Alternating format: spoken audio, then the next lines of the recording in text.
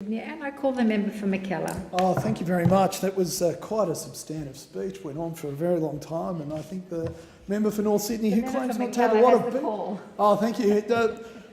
Claims he doesn't... The member for McKellar's reflecting on other members in quite no parliamentary. I was just about to say, the member for North Sydney has plenty of meat production in his area. Anyway, moving along, Madam Deputy Speaker. Free trade, Madam Deputy Speaker, is the cornerstone of the liberal tradition in Australia. It allows Australians to have access to a wide range of goods and services that would be otherwise unattainable for the average consumer. It allows Australians to project their business and professional expertise across borders.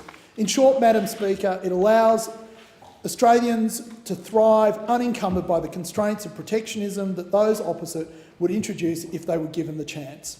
There has been no greater force in pulling people out of poverty than free trade. There has been no greater deterrent to war and conflict than free trade. It was the post-war regime of free trade and open markets that saw European nations rise from the rubble of war and re-emerge as competitive economies. It is free trade that will help to sustain our economy into the future and assure that Australians have the means to succeed in a free and democratic country. The government has a mandate to secure the economic future of our great country.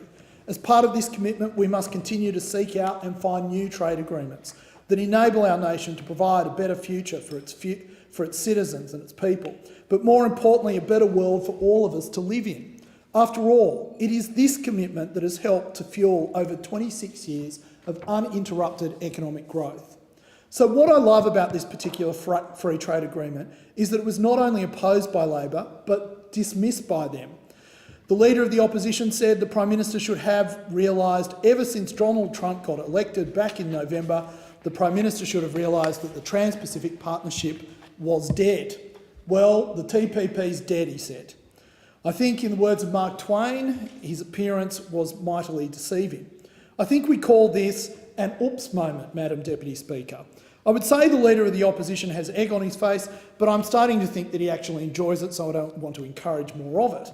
But let us take a moment on what the free trade agreement means, that the Leader of the Opposition was so keen to walk away from, is going to bring to Australians.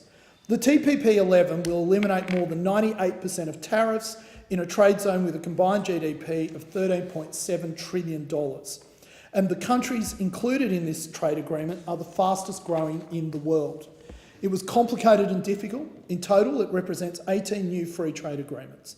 The $88 billion that we currently export to these countries is now set to grow and grow significantly. This, in turn, increases jobs and increases wages. So once again, the Liberal Party is not just talking the talk, we are walking the walk. The text of the agreement has been published and is publicly available. Joint Standing Committee on Treaties will examine the agreement and then legislation will need to be introduced, at which time we will get to see if Labor is willing to stop believing in unicorns and support this once-in-a-generation agreement. We will see if Labor and the Australian Conservatives will support accelerated reductions in Japan's tariffs on beef, where Australians currently export over $2 billion, many of those people living in the member for North Sydney's electorate. We will see if Labor and the Australian Conservatives will support the elimination of cheese tariffs into Japan worth another $100 million in trade. We will see if Labor and the Australian Conservatives support quota reductions for wheat and rice to Japan, sugar for Japan, Canada and Mexico. And will Labor and the Australian Conservatives support elimination of all tariffs on sheep meat, cotton wool, seafood, horticulture, wine and industrial products? And before they start on the excuses, let us be clear. Australia does not need to change one line of intellectual property laws, and it has embedded in it protections for areas such as biosecurity, health policy and environment policy. And as for the labour market testing, let us be equally clear. This overwhelmingly benefits Australia as services become our fastest growing exports. But Labor and the Australian Conservatives are bolted onto the past and do not understand a modern economy. I guess this is why they were unable to conclude a single free trade agreement and Australians had to wait for us to do the job. Those opposite were in power for 6 very long years, and all they have to show for it is a string of debt and unpaid bills. Not a single substantive reform or long-lasting benefit was delivered to this country in that time. If you are worried about cost of living issues, then free trade is one solution to rising prices. If you want more jobs, then look to free trade. If you want better paying jobs, look no further than free trade. If you want to help people out of poverty, both here and around the globe, can I humbly suggest that you have a closer look at free trade? I thank the